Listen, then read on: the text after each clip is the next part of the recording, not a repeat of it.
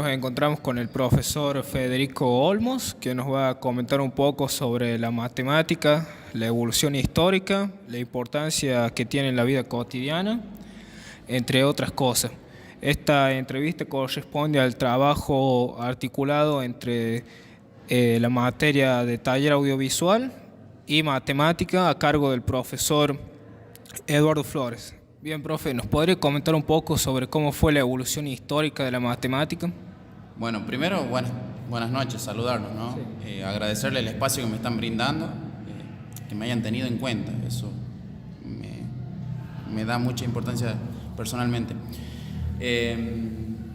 Bueno, sobre la historia de la matemática, para contarles, la matemática como ciencia nunca fue como tal, o sea, como toda ciencia fue evolucionando y atravesó distintas etapas, porque como es una ciencia creada por el ser humano, ¿sí? Como el ser humano fue evolucionando, la matemática también. Los primeros vestigios de lo que es la matemática en sí, y para hablar de ellos tenemos que hablar primero del ente que trabaja o que estudia la matemática, que son los números, la cantidad. Las primeras nociones de cantidad surgieron por la necesidad de resolver situaciones problemáticas. Y no son situaciones problemáticas como las que por ahí se hablan o se estudian acá en la escuela, ¿no? Son problemáticas de la vida diaria que se le presentaba al ser humano en su evolución.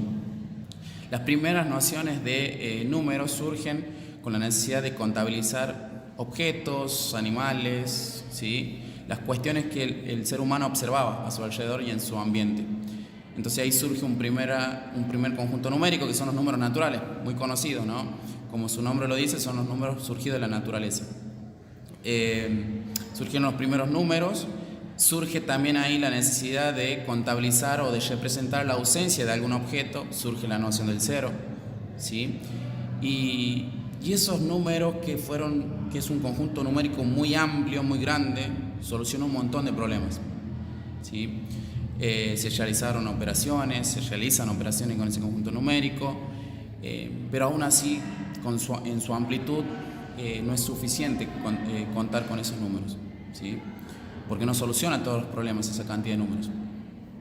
Luego surgen otro nuevo conjunto numérico que son los números enteros, ¿sí? Se hablan de los números negativos y su aplicación en diferentes situaciones y problemas que surgieron también.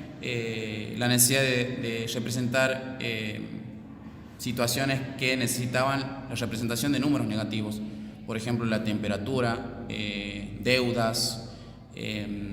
También surgieron como la necesidad de darle solución al problema de una de las operaciones en matemática, que es la resta, porque se enseña de que la resta es un número mayor que se le resta a un número más chico. Pero había un problema y era qué pasaba cuando esa situación se invertía, ¿no? Cuando el número mayor era el sustraendo. Entonces surge un conjunto numérico, se amplían los números naturales, surgen los números enteros, los números negativos, y ese conjunto numérico de los naturales, que era infinito, también se amplía aún más, aumentándole los números negativos. Y es interesante saber que ya aún con esos dos conjuntos numéricos, ¿sí? Cuando uno en matemática menciona los números enteros, está abarcando los números naturales, es insuficiente también, y así fueron surgiendo los números racionales, los números reales, los números irracionales, y todos esos abarcados por lo que son los números reales, los números complejos, ¿sí? Y todos surgen con la necesidad de darle solución a problemas de la vida real, ¿sí? El hablar de números racionales, hablar de razón de un entero de una unidad que se divide en partes iguales. Muy buena la idea del ser humano, cómo fue creando un ente abstracto para darle solución a situaciones de la vida real.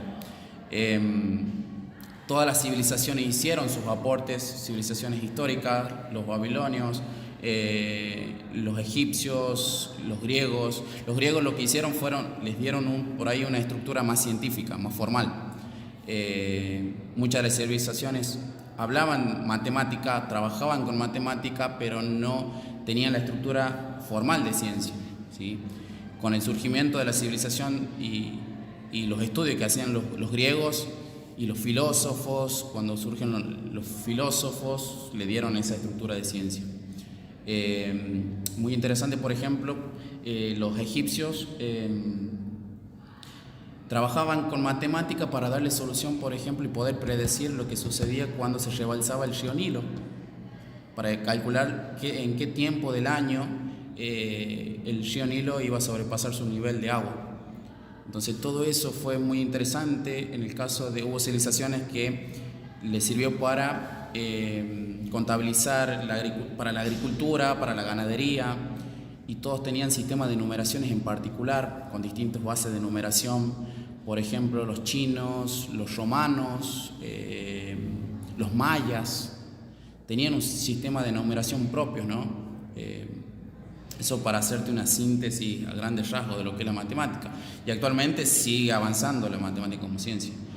Eso también hay que dejar en claro, que la matemática es ciencia o es considerada ciencia porque constantemente está haciendo avances y descubrimientos matemáticos. La importancia que tiene para la vida real es muy interesante.